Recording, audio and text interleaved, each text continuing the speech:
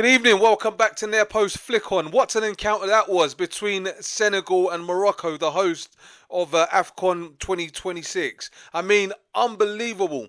Unbelievable. What a game. I haven't seen a final like that in a long while. I've got to be honest. I was extremely pleased.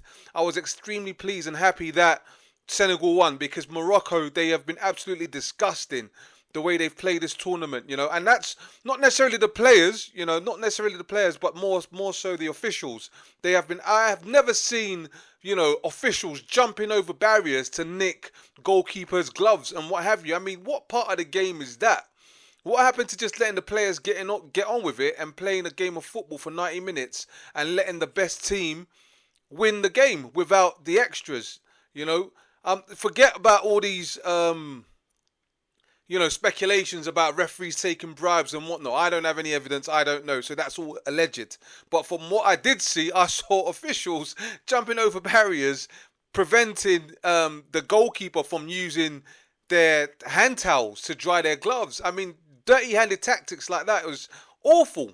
Absolutely awful. So for me, I think the best team won, the better team won, and they deserved to win. Morocco did not deserve to win that game at all. And I've got to be honest, I had my fingers crossed and hoping, I don't want to sound biased, but I've got to be honest, I had my fingers crossed and I was hoping that Diaz missed that penalty, and he did, because he tried to be cheeky, and that's what you get for trying to be cheeky. He tried to do a Panenka, which didn't pull off. And why did he do a Panenka? Because he tried to rub it in. You wanted to be extra cheeky. You were taking a piss.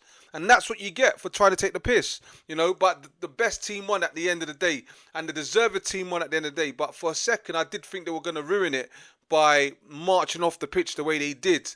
But at the end of the day, you can kind of excuse it in the sense of the emotions just running wild and what have you, and feeling that sense of injustice. But at the end of the day, Mane was able to get the players back out onto the pitch, and it went their way at the end of the day. It went their way. There was some type of justice served because it was a great finish, and they deserved that victory. And Mane has just kind of stapled himself as one of African football's greatest legends. I think the whole of Africa wanted Senegal to win. I haven't even spoken to anybody that said, oh yeah, we wanted Morocco to win, because they've been disgusting. You don't play football like that. You don't play the beautiful game like that at all. You definitely don't play the beautiful game like that at all. So for me, I felt the better team won, and Senegal have been class throughout the competition. They have been absolutely class throughout the competition.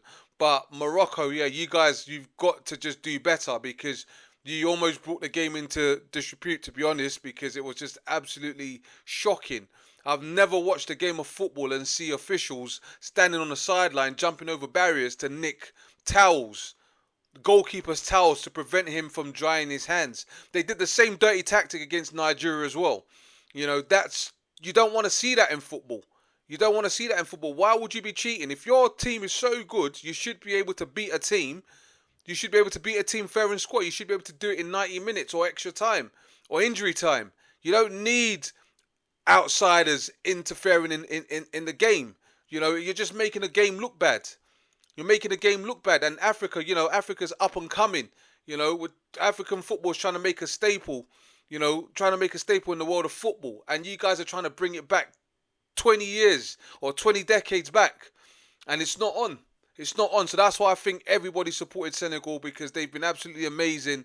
And I think they deserve to win the AFCON championships. And they did. They did do that. Mane, what a player. What a career he's had. He's definitely a legend. He's definitely an African legend, and a superstar, a global superstar. So we all take our hat off to Mane. We take our hat off to Senegal, and we say shame on Morocco. You guys can do better than that. Hopefully, when you do host the World Cup in 2030 or whatever the case may be, hopefully you've learned from the errors of your ways and played the beautiful game the way it's supposed to be played.